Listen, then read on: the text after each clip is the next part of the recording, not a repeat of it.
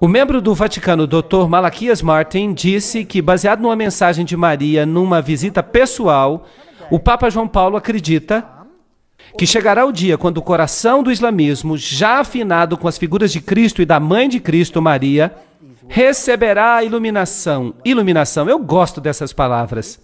Elas têm um som agradável que ele precisa, uma segunda Fátima, na qual eles o reconhecerão como o vigário de Deus na terra. Então, quem precisa ser reconhecido como o vigário de Deus? O Papa deve ser reconhecido como o vigário de Deus.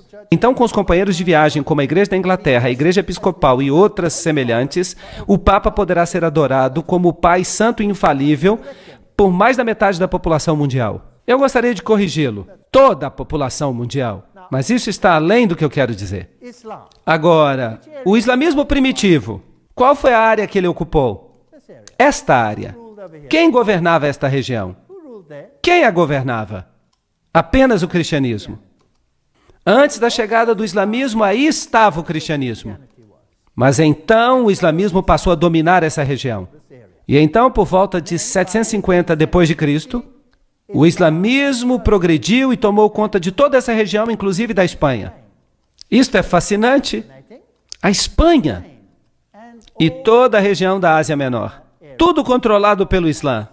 Vocês sabiam quem governava a Espanha? Eram os visigodos. E os visigodos tinham um evangelho diferente do católico. Eles estavam mais alinhados com os ostrogodos, que de fato guardavam o sábado. Eram povos problemáticos que de alguma forma precisavam ser anulados, nem que fosse por um período de tempo. Eu estou especulando. 900 depois de Cristo. Ali vão eles para o norte da Espanha. Ali estavam os francos, que apoiavam muito o catolicismo.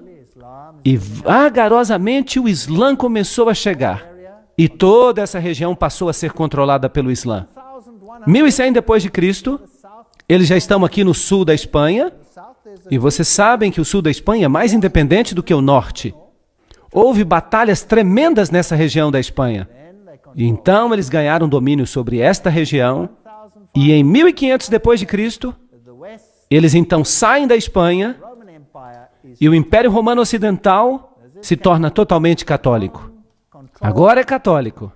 E Roma controla o mundo católico. E o Islã controla esta região. Aqui está a distribuição atual do islamismo. Há duas seitas, o Sunni e os Shia. E eles controlam áreas vastas. Uma área enorme. Mas inicialmente, onde os cristãos estavam, hoje você pode dizer que é tudo islamita. Há uma história interessante que se conta, que as penas vermelhas vêm do fato de que eles as mergulharam no sangue dos cristãos. Eu não quero especular. Eu não sei se isso é verdade ou não. Eu não quero ficar especulando. Mas é interessante. Lembrem-se que Gary H.K. fala das antigas religiões de mistério, sob o controle dos maçons e dos Illuminati e do Concílio Mundial de Igrejas. Mas e se os verdadeiros místicos que controlam o cenário estão de fato em Roma? Mas e se eles controlam tudo, inclusive esta outra religião, através de pessoas de dentro?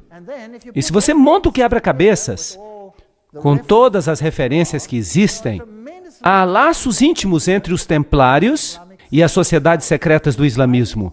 Os ismaílis, os karmatitas, os fatimitas, os drusos e os assassinos. Agora, os assassinos são interessantes. Eles estão dispostos a se matar para que possam obter alguma vantagem. Eles explodem a si mesmos para destruir outras pessoas. Será que há algo assim hoje em dia? Sim, então nada mudou. A história se repete mais uma vez.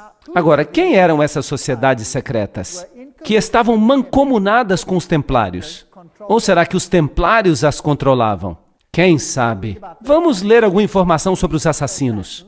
Os graus dos assassinos são os seguintes. Primeiro, o grão-mestre, conhecido como Sheikh al-Jabai, ou o Velho da Montanha. Em segundo lugar, o Daí Kebir do Grande Priorado. Em terceiro lugar, os iniciados Dais. Em quarto lugar, os Rafiks ou associados. Em quinto, os Fadais ou devotos. Em sexto, os Lassiques ou irmãos da lei. E finalmente, as pessoas comuns, que deveriam ser simplesmente instrumentos cegos. Isso soa familiar? A pobre massa cega, os catecúmenos. Planos contra a religião não eram, obviamente, admitidos pela ordem.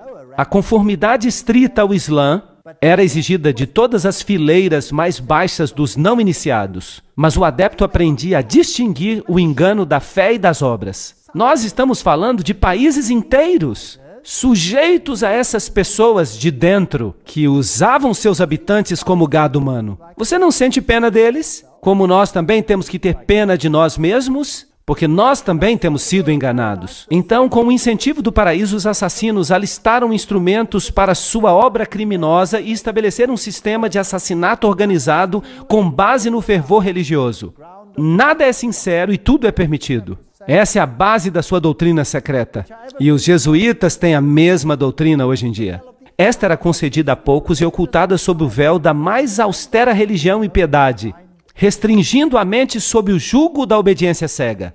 Pobres coitados, enganados pelos agentes satânicos. Também havia os fatimitas, que assumiram o controle. O fundador da dinastia fatimita dos califas foi um tal Ubaidallah, conhecido como Mahdi. Suas sociedades de sabedoria foram instituídas em Cairo. Darul Qimat, ou a Casa do Conhecimento, pelo califa número 6, Hakim, que foi canonizado como Deus após a sua morte, é adorado até o dia de hoje pelos drusos. Sob a direção desse homem, a grande loja do Cairo foi formada pelos fatimitas, e continuaram o plano de Abdullah.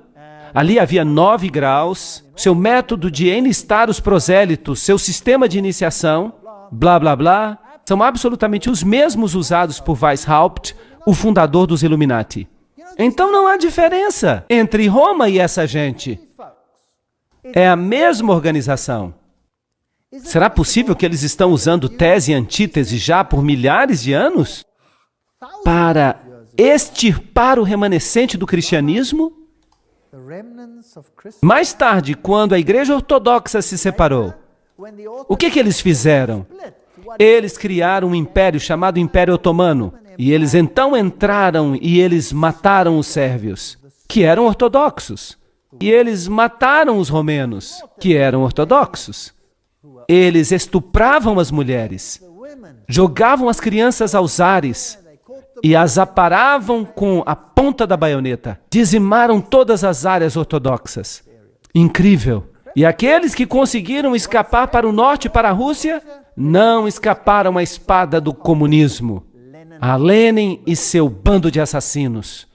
Tem havido uma guerra religiosa desde a morte de Cristo. E quem está sendo destruído? As almas dos homens. Aqui estão os homens do Islã. Quem são os de dentro? Quem são esses ayatolás? Será que o mundo deveria ter medo? Eles querem que o mundo tenha medo. Você tem tese e antítese.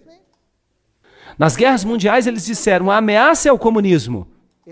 Eles queriam que você sentisse medo, para que você pudesse aceitar quaisquer mudanças necessárias para vencer a ameaça. E agora usam isso como a próxima ameaça, para criar a síntese que desejam. Vão esfregar as duas, uma religião contra a outra. A cultura dos judeus e dos cristãos, a cultura do Islã, vão esfregar uma na outra para que elas se destruam mutuamente, até que nada sobre, até que haja síntese. E então você vai ter uma religião mundial. E Lúcifer vai ficar alegre porque ele será o rei. Não foi isso que Albert Pike disse? O que ele ia fazer? Uau! Quem são esses homens do Islã? Eu já falava desse homem muito antes que alguém descobrisse que ele era um maçom do grau 33. Vocês sabem que ele se tornou o terrorista número 1 e talvez ele nunca seja pego. Ninguém sabe onde ele está. Ninguém sabe se ele está vivo. Nós vamos falar sobre ele amanhã. A Bíblia é uma parte indispensável da mobília de uma loja maçônica cristã. Eu já mostrei este texto para vocês. Vem de Morais e Dogma, somente porque ele é o livro sagrado da religião cristã. O Pentateuco hebraico numa loja dos judeus e o Corã numa loja de Maomé devem estar no altar. E um desses, e o quadrado e o compasso, devidamente compreendidos, são as grandes luzes pela qual um maçom deve trabalhar e andar. Qual? Obviamente não a Bíblia. Porque morais e dogma, o próprio livro diz que odeia a Bíblia. Foi isso que o livro disse, lembram-se da citação? Mas mudaram tudo. E o Pentateuco hebraico? Bem, isso é uma parte da Bíblia. Então o que é que sobra? O que é que sobra? Por eliminação, o Corão. O Corão como ele existe agora ou corretamente compreendido? Provavelmente corretamente entendido. Por quê? Porque o Corão diretamente rebaixa Jesus Cristo. É o livro que diretamente rebaixa Jesus Cristo. Enquanto que os outros tiveram que ser modificados para que os de dentro pudessem rebaixar a Jesus Cristo. Estão entendendo? Vamos olhar isso, porque a coisa está ficando melhor. O engano mortal, James D. Shaw, que era um maçom do grau 33. Ele esteve em uma cerimônia muito interessante, onde um pregador famoso, muito famoso, e o primeiro nome dele é Billy, ele também compareceu a essa cerimônia de iniciação. Mas isso é outra história. Grau 33, cavaleiro comandante da corte de honra. O mestre da adoração do passado, loja azul, mestre do conjunto passado de todos os ritos escoceses. É isso que ele era. E ele explica alguns dos rituais. O engano mortal, de James D. Shaw. A cerimônia de iniciação ao grau 33. O juramento é selado ao se beber vinho dentro de um crânio humano. Que este vinho que eu agora bebo se torne um veneno mortal para mim, como a cicuta bebida por Sócrates, se algum dia de minha vontade eu violar este voto. Um membro vestido de esqueleto coloca seus braços ao redor do candidato, que então declara: e que esses braços frios para sempre me envolvam, se algum dia de minha própria vontade eu violar este voto. Aí está a cerimônia de iniciação do grau 33. Mas há uma outra. Cada um de nós recebeu, juntamente com o anel do rito escocês, a cópia do livro de Albert Pike, Morais e Dogma. Você só recebe isso quando você entra para o grau 33. Eles nos disseram que este livro era a fonte da maçonaria e seu significado. Eles também nos disseram que ele jamais deveria sair de nossas mãos e de que arranjos deveriam ser feitos para que, no momento da nossa morte, ele fosse devolvido ao rito escocês. Felizmente, eu não tive que passar por este processo, mas eu tenho um livro desses. É muito útil. O que é que isso tem que ver com o Islã? Aí está o grau mais elevado da maçonaria. O que acontece aí, então? De novo, o engano mortal. O rito escocês inclui 29 graus além da loja azul, culminando no grau 32. O rito de York tem o equivalente aos 29 graus do rito escocês, e quando se avança neste caminho se chega ao grau de cavaleiro templário. Então o rito de York leva você até os cavaleiros templários, e o outro até o grau 32, o rito escocês.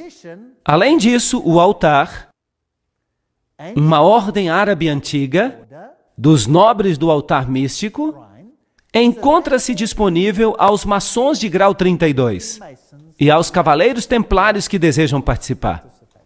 Então, a ordem mais elevada está disponível para que os membros dessas altas ordens se tornem participantes do altar. Agora, os membros do altar são da ordem árabe, e isso serve para os protestantes. É aí que a conspiração engrossa. Vocês acham que há uma ligação entre a maçonaria, os templários e o Islã? Entre o cristianismo e o Islã? Bem, eu acho que sim.